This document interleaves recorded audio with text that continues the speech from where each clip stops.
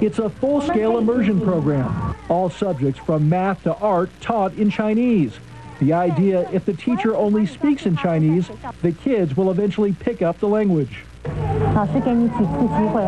Even the disciplining is done in Chinese.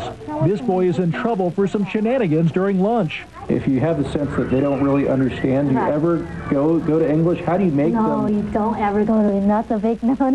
You don't ever do that. We don't reteach subjects because you want them to be actively making that knowledge comprehensible to themselves. These students aren't fluent yet, but they've nailed the basics of a really complicated language.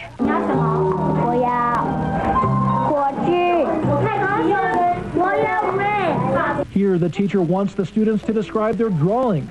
The assignment was to draw their favorite activity. Josie says she likes going shopping with her best friend. Julian says he likes camping. It's beyond belief. I see them, the little brains working.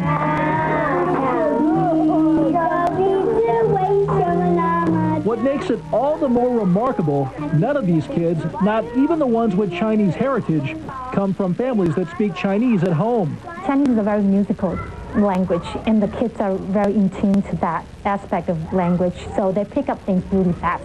The kindergarten class here is the first of its kind in San Francisco. In fact, Star King is one of the few public or private schools in the entire country to offer a Mandarin immersion program, a recognition of China's growing influence. I know how to read all of it. Okay, cool. Okay. What the Zhongguo means, the Shuke. For some parents, putting their kids in the immersion program took a real leap of faith. It's just challenging, and that's what I'm into. I'm into challenging children's minds. You know, I mean, they're like little robots, you know. You can teach them anything. It was sad saying goodbye on this last day of school, but all are expected to continue with the immersion program next fall, when these kids enter the first grade as Chinese-speaking students. Okay, inside we go. When Judith and John Carlson drop off their daughter Victoria at this New Jersey preschool, they expect their 3-year-old to learn more than finger painting. Say hello or make that ni hao to Mandarin Chinese, the latest in language immersion programs across the country. Even at the preschool level, children like Victoria can pick up Mandarin so quickly it startles their parents.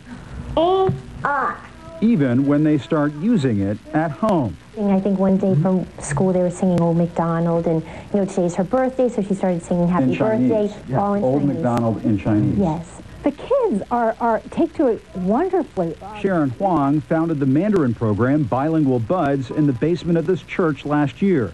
It's so popular, she's moving the school to a larger building in the fall. Huang says by learning the official language of an economic superpower, her students gain a competitive advantage.